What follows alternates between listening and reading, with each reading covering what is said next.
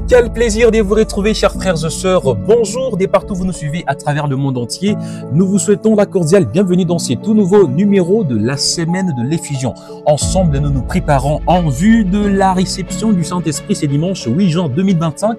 Nous allons tous suivre les services par retransmission que tiendra notre cher apôtre patriarche en direct de Westmanden en Allemagne. Eh bien, ça sera une journée des grandes bénédictions pour nous en tant qu'enfants des dieux et surtout chrétiens néo-apostoliques.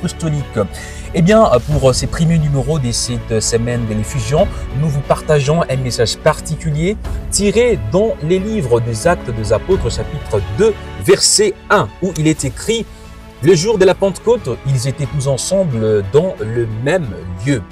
Eh bien, nous n'avons que 5 minutes. Nous allons vous donner l'essentiel durant ces peu de temps que nous avons.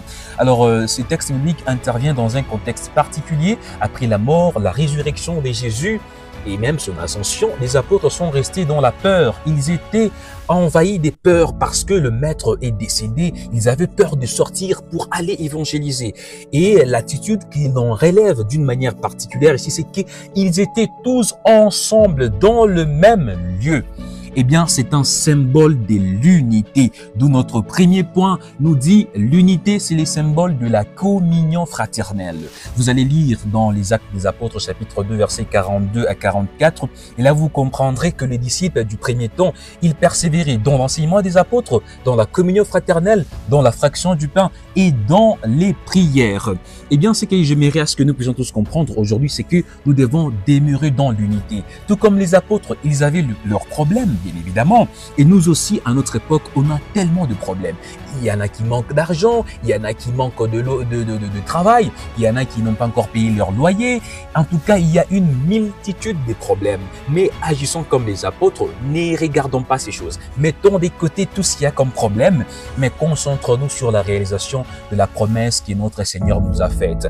Et tout ce qu'il y a comme bruit, mettons-les de côté parce que notre Dieu nous fera du bien au jour de la Pentecôte. Il ne faut pas qu'il puisse trouver ces bruits en nous. Mais si vous allez loin dans ces mêmes livres des Actes des Apôtres, vous allez comprendre que malgré que les apôtres étaient ensemble, ils persévéraient dans la prière. Ils étaient en train de prier. Et donc, vous aussi, malgré vos problèmes, persévérez dans la prière et préparons nos cœurs en vue de recevoir dignement l'Esprit que le Père va nous envoyer ce dimanche. Et pour finir, vous devez savoir que Jésus agit dans son Église. Évidemment, ne cherchez pas à vous écarter, à aller à l'encontre de l'Église, loin de l'Église de Dieu. Non, c'est l'Église épouse que Jésus va revenir prendre. Eh bien, vous devez savoir que Jésus agit dans cette Église. Jésus est présent dans son Église. Ne vous écartez pas, s'il vous plaît. N'agissez pas comme les disciples d'Emmaüs.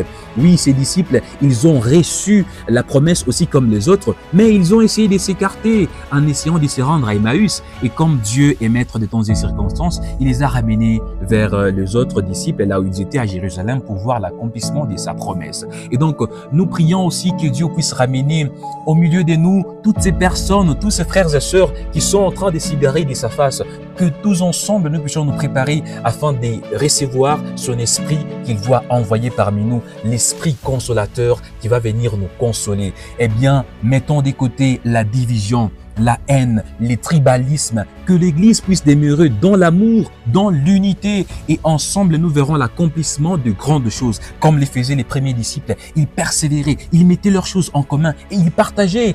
Parmi eux, on ne nous a pas parlé de l'empoisonnement, on ne nous a pas parlé du tribalisme, mais ils étaient des diverses tribus, ils partageaient toutes leurs choses en commun. Eh bien, prions ensemble pour que l'avènement ou la venue de l'Esprit Saint cette année puisse nous procurer beaucoup de joie et surtout beaucoup de bénédictions. Eh bien, avant de finir, nous allons ensemble prier afin de nous préparer en vue de cet événement grandiose dans notre foi chrétienne. Réunissons-nous ensemble pour la prière. Père éternel, Dieu Tout-Puissant, nous te rendons grâce, nous te remercions parce que tu nous promets encore de nous faire du bien. Nous nous préparons à la réception du Saint-Esprit ce dimanche 8 juin. Aide-nous Seigneur, que nos cœurs soient en mesure de recevoir cet Esprit, que cet Esprit trouve place dans nos cœurs afin que nous puissions vivre les effets liés à la réception du Saint-Esprit, que notre joie soit grande, que cet Esprit nous pousse à changer, que cet Esprit nous accompagne dans notre vie chrétienne et que cet Esprit nous aide à réaliser des grandes choses. Comme tu l'as dit, Il va nous dire des choses que toi, tu ne nous as pas enseignées et nous nous laissons ouverts pour recevoir dignement cet esprit que tu envoies au milieu de nous. Au nom de Jésus, notre Seigneur et Sauveur. Amen. Frères et sœurs, retrouvons-nous demain pour notre deuxième numéro avec une nouvelle thématique, un nouveau texte biblique et une nouvelle motivation pour nous préparer ensemble à ces grands événements de la Pentecôte. Que Dieu vous bénisse. Au revoir et à demain.